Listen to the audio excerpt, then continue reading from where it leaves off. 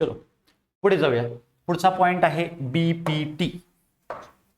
तुम्हाला जर विचारलं 10वीच्या सिलेबस मध्ये बीपीटी म्हणजे काय? B stands for basic, P for proportionality, basic proportionality, T for theorem. So basic proportionality theorem, basic proportionality theorem. Theorem पेपरला आपल्याला सिद्ध करायला सांगितले जातं, त्याच्यावर प्रश्नही विचारले जातात. पहिलं आपण थेरम काय असतं ते समजून घेऊ. पेपरला लिहायचंय म्हणल्यानंतर ते कसं प्रूव्ह करायचं हे आपल्याला समजून घ्यावं लागणार आहे. आणि ज्यावेळेस आपल्याला प्रूव्ह करायचं असतं त्यावेळेस स्टेटमेंट प्रश्नात दिलेलं असतं. असं कधीच येणार नाही state and prove basic proportionality theorem. थेरमचं स्टेटमेंट येणार आणि ते प्रूव्ह करायला लावणार. त्यामुळे शब्दशः स्टेटमेंट पाठ करण्याच्या फंदात पडायचं नाही. हा, पण ते थेरम काय आहे हे आपल्याला क्लिअर असलं पाहिजे. काय सांगतं बेसिक प्रोपोर्शनॅलिटी थेरम? पुस्तकी वाक्य तुमच्या समोर मी ठेवलंय. इफ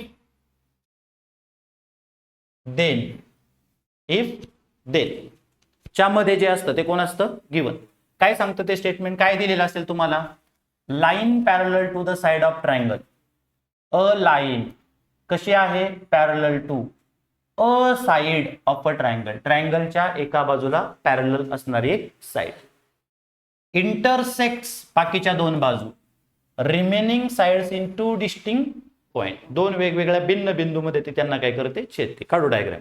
असं असेल तर ही जी लाईन आहे, the line divides the sides in the same proportion. Line divide the side in the same proportion. Sir नाही कळलं, ठीक आहे बघूया. समजा हा कुठला तरी एखादा ट्रायंगल आहे, कुठलाही एखादा ट्रायंगल आहे तुमच्या समोर, मी तो काढतोय. ठीक आहे. सो स्टोरी सुरुवात कोणापासून होती? स्टोरीची सुरुवात ट्रायंगल पाहिजे. सगळ्यात पहिलं कोण पाहिजे? ट्रायंगल. चला, त्या ट्रायंगलला समजा मी नाव दिलं ए बी सी. स्टोरीची सुरुवात कुठे होती? ए बी सी ह्या ट्रायंगल मध्ये होते. In triangle A B C. जॉमेट्रीचे प्रश्न कसे लिहायचे असतात हे त्या निमित्ताने कळेल. In triangle A B C. जर ह्यांनी पी क्यू आर मध्ये दिलं असतं तर मी काय म्हणलं असतं? P Q R.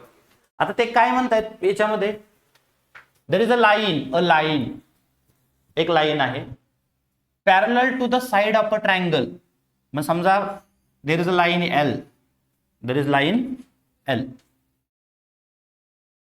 Parallel to BC. कुणाला पॅरलल आहे? बीसी ला.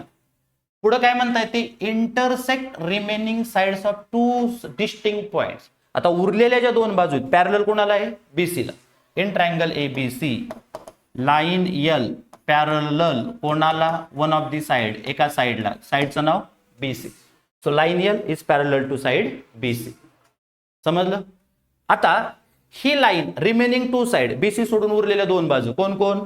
ए बी आणि कोण? A C. ह्या दोन वेगवेगळ्या बाजू, यांना ती दोन वेगवेगळ्या बिंदू in two distinct point. Let us say इथं कोण आहे? पी आणि इथं कोण आहे? क्यू. म्हणजे this line intersect A B in point P. Line L intersect A C in point Q. Line L intersect remaining side. कुठल्या कुठल्या नावं सांगायच्यात? A B in point P आणि A C in point Q. मग काही पुस्तकात असं पण असेल लाईन पी क्यू. जर इथं एल दिले तर मी हिला काय म्हणतोय? Line L. काही हे सुद्धा म्हणतात पी क्यू मधून जाते ना, मग हिला लाईन पी क्यू सुद्धा म्हणते. Parallel to BC. समजलं इथपर्यंत? आता पुढे ही जी लाईन आहे ती काय करते? या दोघांना प्रपोर्शन मध्ये डिवाइड करते. आता डिवाइड केलेले दोन भाग कोण? एपी आणि खाली कोण? पीबी. मग एपी बाय पीबी केलं तुम्ही, एपी बाय पीबी केलं आणि समजा त्याचं उत्तर 3/5 आलं. समजा त्याचं उत्तर किती आलं? 3/5. तर पलीकडची बाजू कोण आहे? ए क्यू बाय क्यू सी. ते सुद्धा किती येतं? 3/5च येतं. भलेही इथलं माप वेगळं असेल, इथलं माप वेगळं असेल, इथलं वेगळं असेल, इथलं वेगळं असेल, पण ह्या दोघांचा रेशो काढला आणि तो जर 3/5 आला तर इकडचा सुद्धा इथलं वेगळं असेल, इथलं वेगळं असेल, पण दोघांचा रेशो काढला तर तो किती आला पाहिजे? 3/5च आला पाहिजे. गिव्हन, अटी लागू, कंडिशन काय? ट्रायंगल पाहिजे, ट्रायंगल पाहिजे, त्याच्यामध्ये एक लाईन त्या ट्रायंगलच्या एका बाजूला पॅरलल पाहिजे. असं असेल तर ती लाईन दोन वेगवेगळ्या पॉइंटमध्ये याला काय करते? इंटरसेक्ट करते. त्यामुळे याचे विभाजन होतं, डिव्हिजन होतं. कसं होतं? एक भाग झाला एपी, एक भाग झाला पीबी. यांचा रेशो काढायचा. ठीक आहे, यांचा पण रेशो काढायचा, ए क्यू आणि क्यू सी. याचं प्रपोर्शन आणि याचं प्रपोर्शन कसं येतं? सारखंच येतं. हे जर 3/5 आलं तर हे सुद्धा काय येतं? 3/5च येतं. याला म्हणतात बेसिक प्रोपोर्शनॅलिटी थेरम. काय म्हणतात त्याला? Basic proportionality theorem. उदाहरण घेतो मी.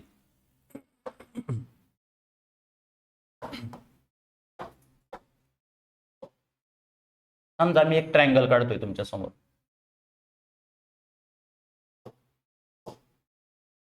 मी प्रूफ सांगत नाही बेसिक प्रोपोर्शनॅलिटी थेरमचं, मी तुम्हाला फक्त बीपीटी समजून सांगतो. त्याचं नाव आपण घेऊया. चला, या ट्रायंगलचं नाव आपण घेऊया एबीसी. या ट्रायंगलचं नाव काय घेतलं? एबीसी. काय शंका इथपर्यंत? स्टोरीची सुरुवात प्रश्नामध्ये, प्रश्न जो असेल ना त्या प्रश्नामध्ये अशी होईल की ट्रायंगल एबीसी मध्ये असा असा आहे. सो इन ट्रायंगल एबीसी, चल काय देतील? समजा असंच देतील, डीएफ, अशी अख्खी लाईन वगैरे दाखवणार नाही. आणि माहिती देतील segment DF, segment DF parallel to side BC. प्रश्नामध्ये दिलेला असेल segment DF parallel to side BC. मग समजा हे 4 आहे आणि हे 12 आहे, हे 6 आहे. एफसी किती असं तुम्हाला विचारते.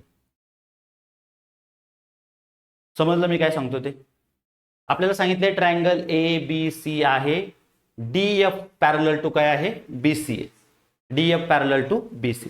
मग आपल्याला काय आठवेल? आपल्याला असं शिकलो आपण ट्रायंगल ए बी सी, त्याच्यामध्ये एक बाजू किंवा एक रेषा एका बाजूला काय आहे? पॅरलल आहे. मग हा सेगमेंट डीएफ किंवा लाईन असं पुढे वाढवत नेला असेल तर ती बीसीला काय आहे? पॅरलल. असं असेल तर हा जो सेगमेंट आहे तो दोन उरलेल्या बाजूंना प्रपोर्शन मध्ये डिवाइड करतो. Divides in equal proportion, divides in equal proportion. म्हणजे या बाजूचं प्रपोर्शन कोण? एडी. या बाजूचं डिव्हिजन काय आहे? एडी. आणि खाली कोण आहे? DB. So AD by DB should be equal to कोण? AF by FC. कोण सांगतं? बेसिक प्रोपोर्शनॅलिटी थेरम सांगतं. कोण सांगतं? Basic proportionality theorem. Basic proportionality थेरमचं गिव्हन सॅटिस्फाय झालंय का बघायचं. ट्रायंगल आहे का? आहे. एक रेषा किंवा सेगमेंट बाजूला पॅरलल आहे का? आहे. Segment DF parallel to side BC आहे. ठीक आहे. मग काय घडेल? हा जो सेगमेंट आहे किंवा जर मी काढली असे ही रेषा, तर ती या बाजूला आणि या बाजूला इक्वल प्रपोर्शन मध्ये डिवाइड करते. याचा अर्थ काय? या बाजूचा डिव्हिजन एडी बाय डीबीचा जेवढा रेशो येईल तेवढाच कोणाचा येईल? AF by FC. असं कोण सांगतं? बीपीटी. किती जण झाले आपल्याकडे? 1 2 3 4. 4 पैकी 3 जण दिले जातात, चौथा काढायला सांगतात. 4 पैकी 3 जण दिले जातात, चौथा काढायला सांगतात. म्हणजे काय होईल पहा. एडी बघा ह्या प्रश्नात दिलाय किती? 4. डीबी दिलाय किती? 12. एएफ दिलाय किती? 6. एफसी दिलेला नाही. सोडवा. जॉमेट्रीची हीच गंमत आहे. जॉमेट्रीचं कॅल्क्युलेशन खूप सोपं असतं. 4 एके 4, 4 त्रिक 12, 1/3. इकडे 6 बाय एफसी तसंच राहील. तिरकस गुणाकार करा. 1 इंटू एफसी किती येणार आहे? एफसी. आणि इकडे किती होणार? 6 into 3. Therefore FC is equal to 18. Unit दिलेत का? यांच्या पुढे सेंटीमीटर वगैरे काय लिहिलंय का? नाही. मग जर दिलेलंच नसेल, हे डायरेक्ट 18 लिहिलं तरी चालेल. आणि तुम्हाला युनिट लिहायचं असेल तर फक्त युनिट शब्द लिहा, जे काय युनिट असेल ते. म्हणजे 18 युनिट किंवा एफसी इज इक्वल टू 18. समजलंय का? समजा पेपरला असाही प्रश्न विचारला जाऊ शकतो.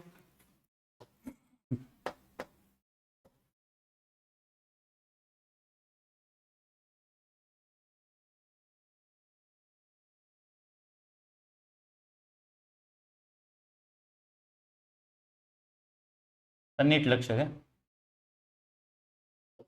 ही अशी डायग्राम आहे,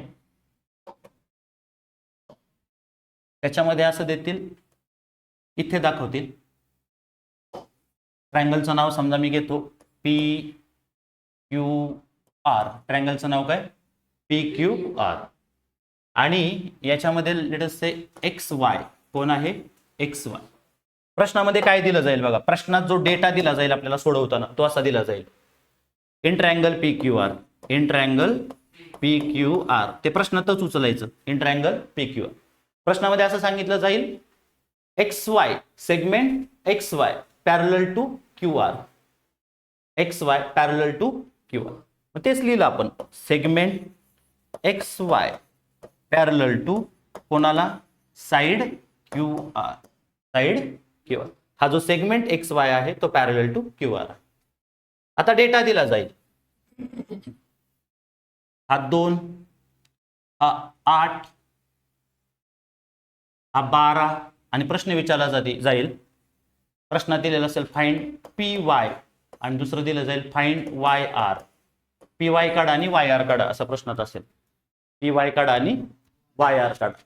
आपण काय विचार करायचा, in triangle P Q R, in triangle P Q R काय म्हणतायत ते,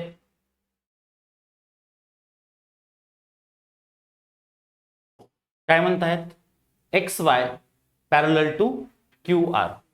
मग आपण पहिला विचार करायचा की आपण जे शिकलो त्यात कुठं बसतं हे, एक सेगमेंट आहे किंवा एक लाईन आहे त्रिकोणाच्या एका बाजूला पॅरलल आहे.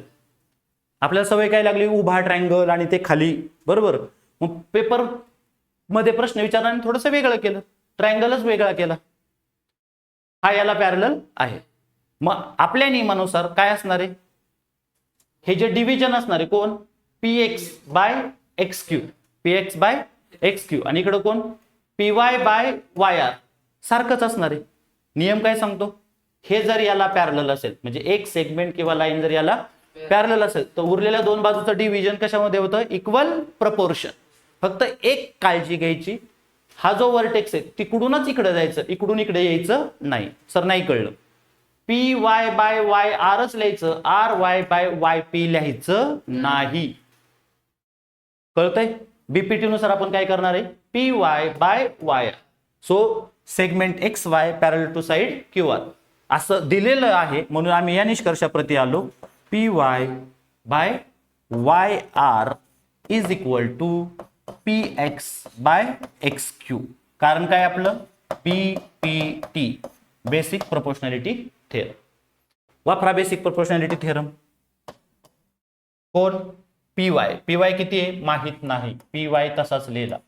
पुढं कोण आहे, वाय आर किती दिलेला आहे 12, किती दिलेला आहे 12. चला पी एक्स किती दिलेला आहे आपल्याला 2, आणि एक्स क्यू किती दिलेला आहे 8. समजलं, प्रश्न कशाबद्दल विचारलाय, पी वाय करा तिरकस गुणाकार, पी वाय इंटू 8, 2 इंटू 12, काढायचा आहे कोण, पी वाय ठेवा बाजूला, 2 इंटू 12 डिवायडेड बाय 8. समजतंय का, बेचौक 8, 2 4 जार 8, 4 3 जार 12, therefore P Y is equal to 3, P Y is equal to 3. समजलं, जर पी वाय मिळाला, आता प्रश्न काय विचारलाय, वाय आर नाही पी आर विचारतील, वाय आर तर ऑलरेडी दिलाय ना 12, काय विचारतील पी आर. मग थोडंसं बिटवीननेस नावाची कॉन्सेप्ट जी तुम्हाला 9वीत झालेली आहे, बिटवीननेस कळतं, दोघांच्या मध्ये एक पॉइंट, म्हणजे आपल्याला काय दिसलं, P dash Y dash R, P dash Y dash R, याचा अर्थ पी आणि आर मध्ये वाय आहे, याचा अर्थ पी वाय आर कोलिनियर आहेत, लिनियर आहेत, त्याच्यामध्ये वाय कोण आहे, पी आणि आरच्या बिटवीन आहे, बिटवीननेस नावाची 9वीतली कॉन्सेप्ट. मग आता P R is equal to काय होतो, P Y plus Y R, P Y plus Y R. मग therefore P R is equal to, P Y दिलेला आहे नाही, आपण काढला आता, पी वाय किती काढला 3, वाय आर किती दिलेला आहे आपल्याला 12, therefore P R is equal to 15, P R is equal to 15. समजलं. आता एखादा परीक्षक आहे, त्याला हाच क्वेश्चन अवघड करून विचारायचा, हाच क्वेश्चन विचारायचा आहे, पण अवघड करून विचारायचा आहे. चला करूया अवघड. डायग्राम काढली, ट्रायंगल काढला, प्रश्नामध्ये अशी क्वेश्चन डायग्राम दिली असेल. ठीक आहे. आता सांगितलं तसं याला पॅरलल असेल काहीतरी, सेम नाव वापरू जी मगाच्या प्रश्नात होती ती. काय काय होती? ट्रायंगलचं नाव पी क्यू आर, ट्रायंगलचं नाव पी क्यू आर, याला काय म्हटलं होतं? X Y. बहुतेक याला हा किती दिला होता? 2. हा किती दिला होता? 8. आता काय करतील? अख्खा पी आर देतील 15, अख्खा पी आर देतील 15 आणि प्रश्न असेल पी वाय आणि वाय आर काढा. पी वाय आणि वाय आर काढा. चला जमतंय का बघूया. माझ्याकडून तरी प्रश्न बरोबर लिहिला गेलाय का. पहिलं दिलेला डेटा ट्रायंगल कुठला? P Q R. In triangle P Q R data तोच, सेगमेंट एक्स वाय पॅरलल आहे कोणाला? साइड क्यू आर ला पॅरलल आहे. सेगमेंट एक्स वाय पॅरलल आहे कोणाला? Side Q R. काय निष्कर्ष काय कळलं आपल्याला? तुमच्या मेंदूने काय विचार केला? देर इज अ सेगमेंट और there is a line which is parallel to a side of the triangle, one of the side of triangle, which intersect other two remaining sides in two distinct points, namely x and y. x आणि y मध्ये अशा परिस्थितीत P Y by Y R आणि P X by X Q कसा असतो? सारखा. हा आपला निष्कर्ष. कशानुसार? थेरम नुसार. काय कळलं आपल्याला? P X by X Q is equal to काय? P Y by Y R. कारण काय? BPT basic proportionality theorem. इथपर्यंत काय शंका आहे का? चला आता जाऊया पुढे. px किती दिले आपल्याला? 2. xq किती दिलेला आहे? 8. बरोबर. आपली अडचण काय आता? py पण दिलेला नाही आणि yr पण दिलेला नाही.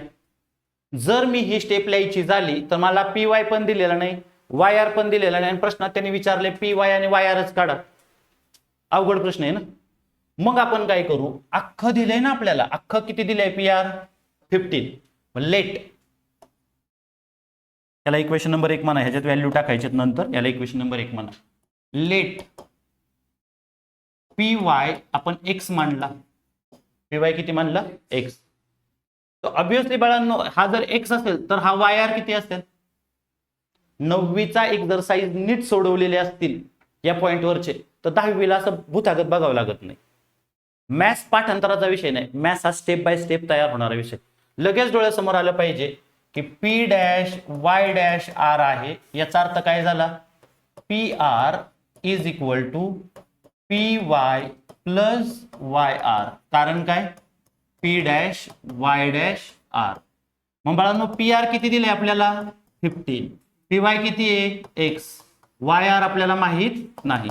तो वाय आर किती होईल? हा एक्स इकडे जाऊन वजा होईल. 15 मायनस एक्स. 15 minus x. हा जर 15 आहे, हा बा किती झाला त्यातला? एक्स. उरलेला किती असेल? 15 मायनस एक्स. व्यावहारिक गणित हे 15 आहे. याच्यातला हा जो पार्ट आहे 5 आहे, तर उरलेला बा किती झाला? 10. बरोबर. फक्त 5 ऐवजी काय म्हणले? एक्स. तर उरलेला किती असणार आहे? अख्ख्यातून तो पार्ट वजा करायचा. मग Y R is equal to 15 minus X. आता ह्या किमती फ्रॉम इक्वेशन 1 टाका इक्वेशन 1 मध्ये. px किती आहे आपल्याकडे? 2. px किती आहे? 2. xq किती आहे? 8. xq किती आहे? 8. चला py किती मानलाय आपण? x. चलो xy किती मानलाय आलाय आपला? 15 मायनस एक्स. कळलं? आता थोडं अवघड उदाहरण केलं त्यांनी. 2 4 8 किती मिळालं इकडं? 1/4 is equal to X divided by 15 minus X. करा क्रॉस मल्टिप्लिकेशन. काय आलं? 1 इंटू 15 मायनस एक्स. किती आलं? 15 मायनस एक्स. चला पलीकडे जा, क्रॉस मल्टिप्लिकेशन करा. किती आलं? 4x. काढायचंय कोण आपल्याला? एक्स. मायनस एक्स पलीकडे जाऊ द्या.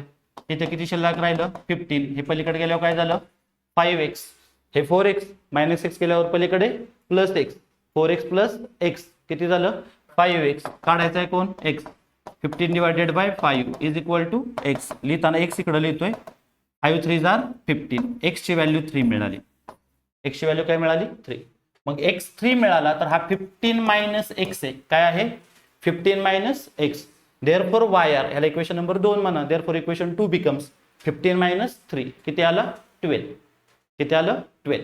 या प्रकारे हा प्रश्न सोडवता येऊ शकतो. आत्ता हे आपण समजून घेण्याचा प्रयत्न करत होतो की बेसिक प्रोपोर्शनॅलिटी थिअरम काय सांगतं. बेसिक प्रोपोर्शनॅलिटी थिअरम हे ट्रायंगलच्या बाबतीत वापरलं जातं, पहिला प्रश्न. दुसरं कुठे वापरलं जातं, ज्या वेळेस there will be a line or a segment parallel to one of the side of the triangle. ट्रायंगलला ज्या 3 बाजू दिलेत त्यापैकी एका बाजूला एखादी रेषा, लाईन किंवा सेगमेंट पॅरलल असेल आणि ती जी लाईन आहे it divides other, it intersect other 2 sides in 2 distinct points, जसं ह्या प्रश्नामध्ये x आणि y. तर आपल्याला काय निष्कर्षाप्रती येता येतं, px बाय एक्स क्यू आणि py बाय yr इक्वल रेशोमध्ये ती त्यांना काय करते डिवाइड करते. मग याच्यावरचे 3 पॉसिबल प्रकार जे आहेत प्रश्नांचे ते मी सांगितलेले आहेत, जे तुम्हाला तुमच्या प्रॅक्टिस सेटमध्ये, प्रॉब्लेम सेटमध्ये याच्यावरचे प्रश्न सापडतील, ते तुम्हाला सोडवता येतील. बीपीटीचं थेरम आपण प्रूव्ह करून घेतलेलं नाही. बीपीटी काय असतं हे मी सांगायचा प्रयत्न केलेला आहे आणि जे तुम्हाला समजलेलं असेल अशी अपेक्षा आहे. समजलंय का? नक्की व्हिडिओ परत एकदा बघा समजलं नसेल तर, आणि ते परत एकदा समजून घेण्याचा प्रयत्न करायचा आहे. आलं लक्षात? काही शंका? बरं, कसा बघायचा व्हिडिओ? प्रश्न आला समोर की प्रश्न आल्यानंतर पॉज करायचा आणि आपल्या मनाने सोडवायचं. नाही सुटलं की तिथून पुढे व्हिडिओ परत प्ले करायचं. समजलंय का?